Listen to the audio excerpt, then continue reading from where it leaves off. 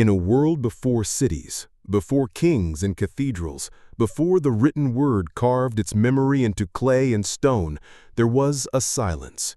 A long, deep silence, broken only by the cry of beasts and the slow footsteps of a species just learning its name. This is not a story of one tribe or one invention.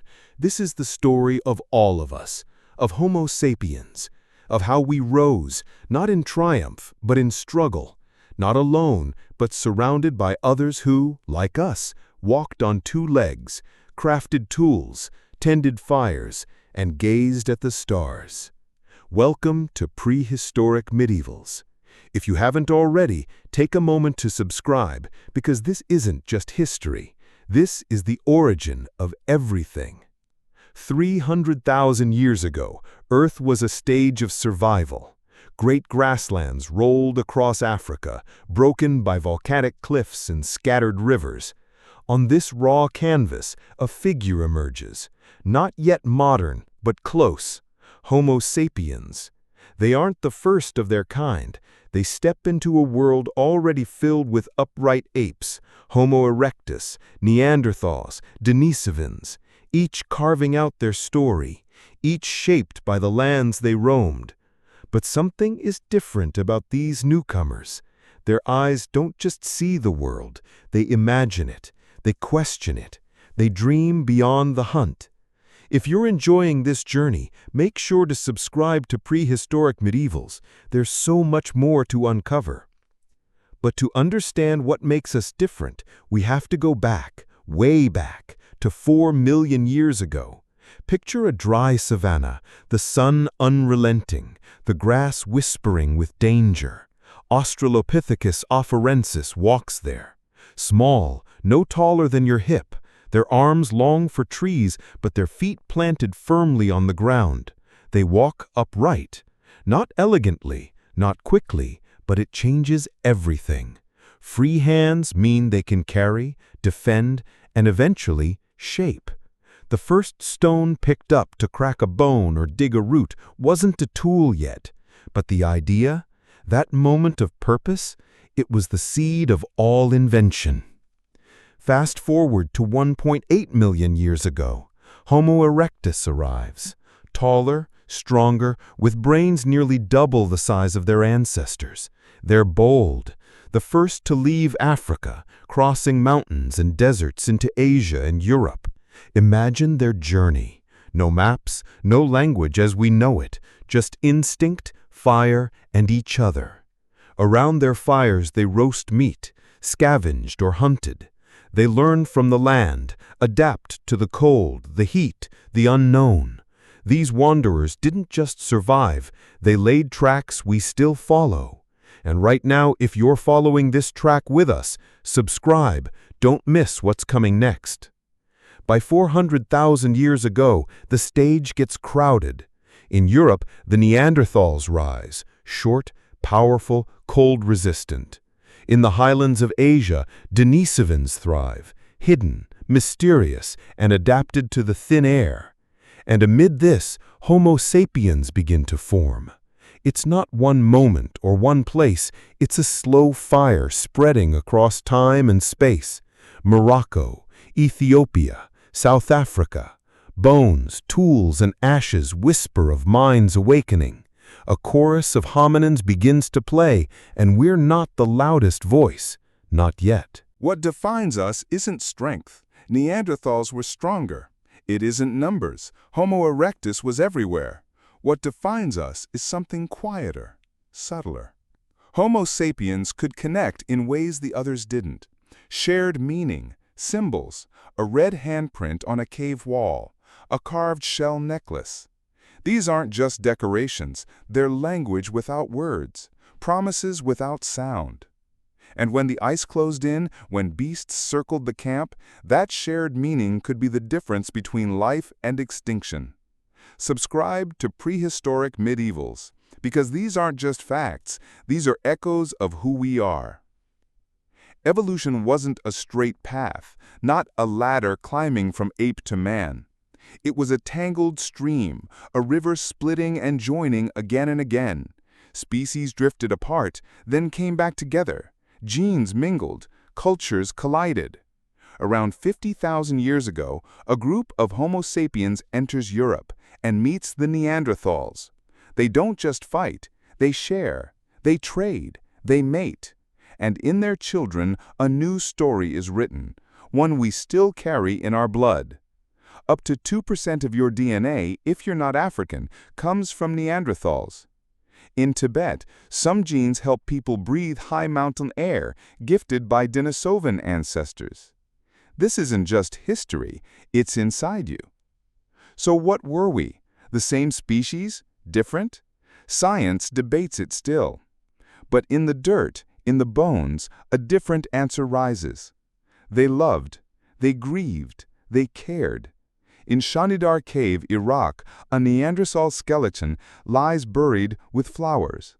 His skull cracked, his arm missing, yet he lived years after his injuries. Someone tended him, fed him, kept him warm. Humanity didn't begin with us, it was shared. A stream of hands holding hands, even in silence. And if this moves you, if this makes you pause, remember to subscribe. Prehistoric Medievals exists to bring these buried stories back to light. By 2.5 million years ago, Homo habilis strikes rock against rock, splintering it into sharp flakes. Simple, yes, but revolutionary. Meat becomes easier to harvest, brains begin to grow, calories fuel thought. In Wonderwork Cave, South Africa, fire burns in the dark.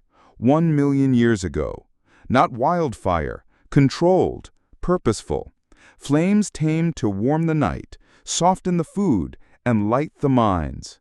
Imagine the moment, one figure feeding the fire, others gathering close, the dark held back by orange glow. That fire still burns in us. By 320,000 years ago, Homo sapiens in Morocco scratch ochre into shapes. They might have painted their tools, their bodies, their walls. It's more than art. It's identity. It says, we are here. It says, we belong.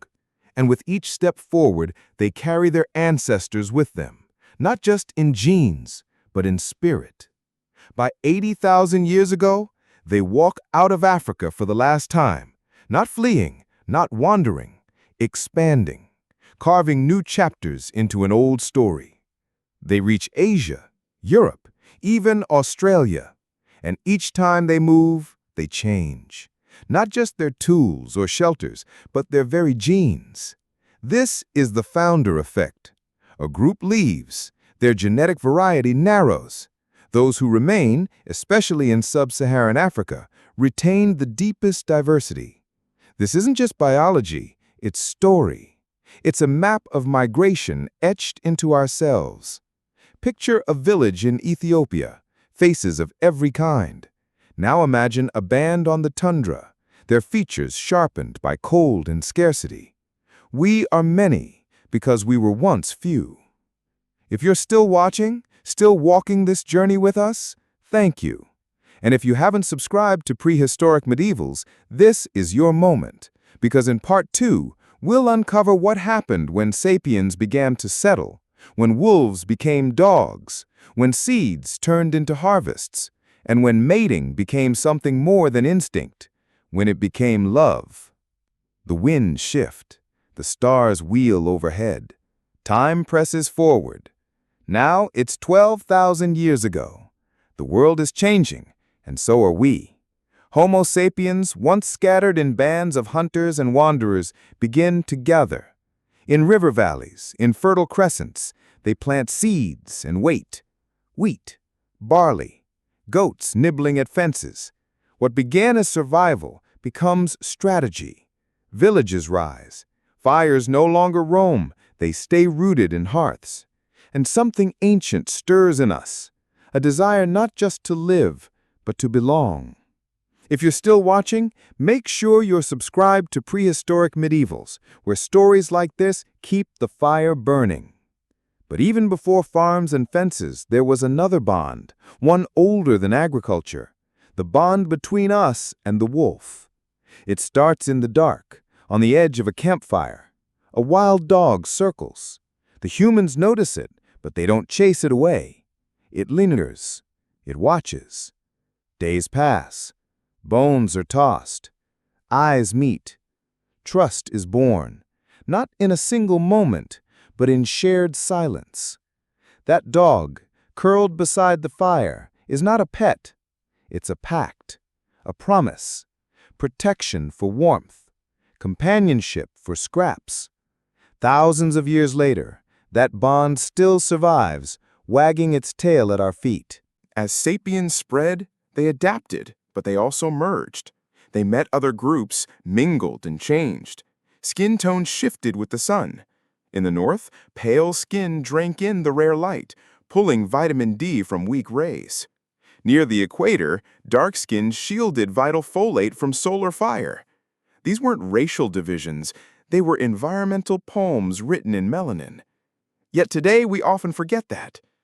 Prehistory reminds us, human variation is adaptation, not hierarchy. So if you're learning something new today, subscribe to Prehistoric Medievals. We're just getting to the part that changes everything. Because soon, symbols explode. Not just in ochre lines or handprints, but in entire worlds etched onto bone, stone, and spirit. A circle scratched into a rock might mean the sun, or time, or God. We'll never know exactly, but the act of creating meaning, of tying a symbol to an unseen truth, that is power. That is culture. It's no longer enough to survive. Now we must understand, and we must be understood. People begin to decorate the dead, to bury them with tools, beads, and flowers. Not for utility, for memory, for mourning. This is the dawn of emotion made eternal. And what of love? When does instinct bend into something deeper? There's no fossil of a kiss, no stone carving of devotion, but we see its shadows. In Shanadar's wounded man, in paired burials, in handprints side by side on cave walls, one small, one large, fingers barely touching. These are the echoes of care, of choice. Perhaps the first moment of love was when a woman, after giving birth, chose to stay, not for safety, but for feeling. Perhaps the first man who waited, not for mating, but to see her smile. These stories don't survive in textbooks, but they're written in us. Subscribe to Prehistoric Medievals, where every bone tells a secret. With farming comes permanence, but also problems. Crops fail. Communities clash. Ownership begins. Walls rise. Status is born. The seeds of civilization carry both nourishment and division. Still, humanity grows. Rituals bloom. Shells become jewelry. People dance before touching. Songs replace grunts. Courtship appears. Jealousy, passion. Words like loyalty, heartbreak, longing, all born from a spark that once only meant survival. Now, it means connection. We are no longer just mating. We are choosing, feeling, losing, mourning, and trying again. From fire to family, from flint to fidelity, the human journey is not just about progress, it's about persistence. The tools we built weren't just to shape the world, they shaped us.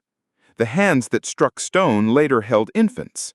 The arms once raised to hunt, now raised to embrace.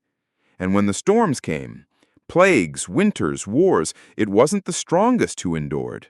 It was those who gathered close, who pooled food, who took care of the sick, who buried the dead with tenderness. This is why we survived when others didn't. Not because we were better, but because we were bonded. Homo sapiens were never meant to walk alone.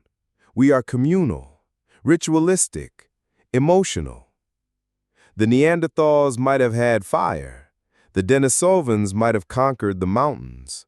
But Homo sapiens had something else, the need to stay close, to build not just homes, but stories.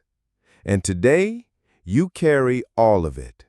The strength of Neanderthals, the memory of Denisovans, the endurance of erectus, the dreams of sapiens. in your DNA, in your heartbeat, in the way you reach out in the dark, hoping someone reaches back. That is our legacy. That is our fire. So as this journey ends, close your eyes. Picture a cave. The fire is low. The stars are high.